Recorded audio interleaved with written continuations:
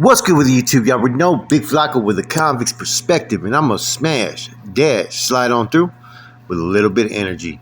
Please hit the like, subscribe, comment, do all those things to help support this channel, and hit that bell notification for future fire content.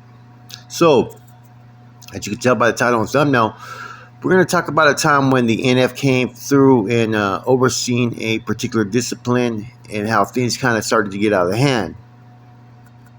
Now, this was back in 2005, right? And around 2005, a lot of us just hit the streets right out of prison. I think I was the first one. I touched down around January 2005 from Corcoran.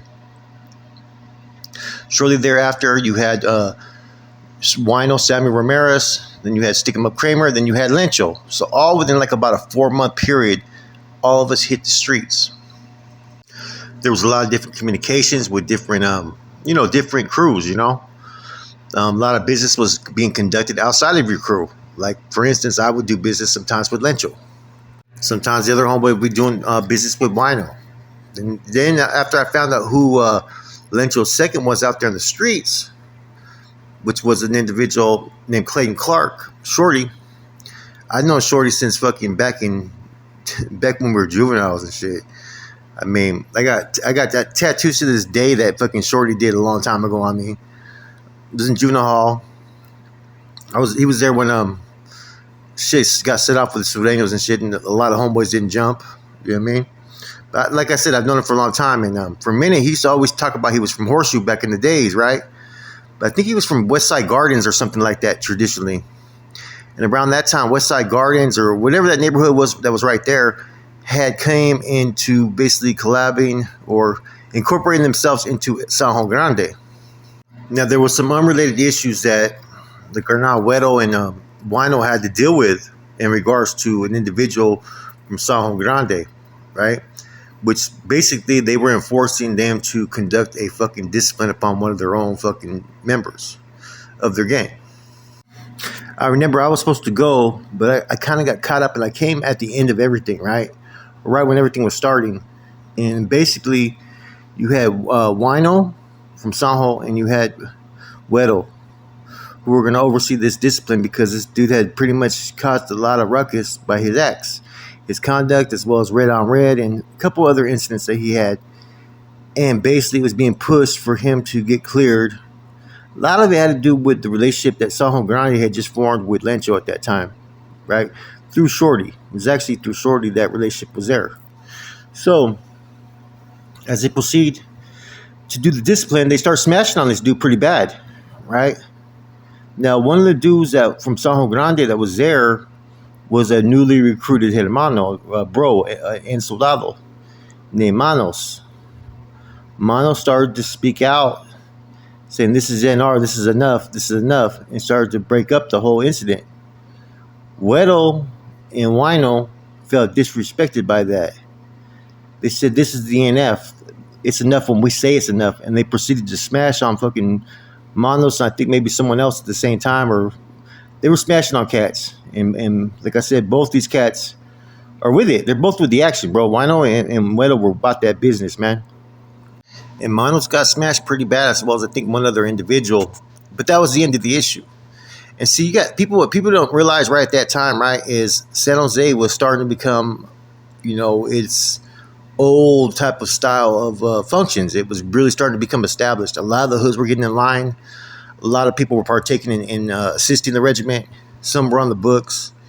And you had like about at least 1, 2, 3, 4, 5, 6, 7 of us that were actually on the books. You know what I mean? Being accounted for. And the attitude about setting examples was being pushed out there because they felt the need to take control of San Jose again under full direct NF control. So basically, man, they wanted to set the tone, get things back how it used to be out there in San Jose, where there was a time period, man, when you spoke of the NF, people would do so very, very lightly because it was like a scarce thing to talk about, man. Like you could have consequences just based upon talking about these groups at that time, man. But during the mid 2000s, it started to change where people were openly talking about carnales. Therefore, around that time, like I said, there was a bunch of individuals that just stepped out and The whole focus that people wanted to set was that the NF was back and that people weren't going to fuck around no more like they had been. And see, the bad thing about all this was this, that some crews kind of operated a little bit more out there on Front Street. Some of them were getting a little bit more high, and some of it was being noticed a little bit more. Therefore, it was reflecting the whole San Jose regiment region as one, because you had different regiments that were operating within that area. You had, Kramer and Wino. Then you had myself and Wedo, and you had, Lencho and his crew. And like I said, there was a lot of stuff going on at that time, man, that some of us had been out there longer and were able to maintain some type of longevity. And what I mean by that is we've been out there for a few years. It wasn't like we were just out there for a couple of months, and therefore we'd also been out there previously, so we already had things established. And so it was kind of like I said, it was becoming difficulty because you had different people who would run off and run the program they wanted to run. You know what I'm saying? And I noticed that Weddle was getting caught up with that with Sammy a little bit. You know what I'm saying? Sammy was becoming very enforceful, which there was nothing wrong with how he was running his program.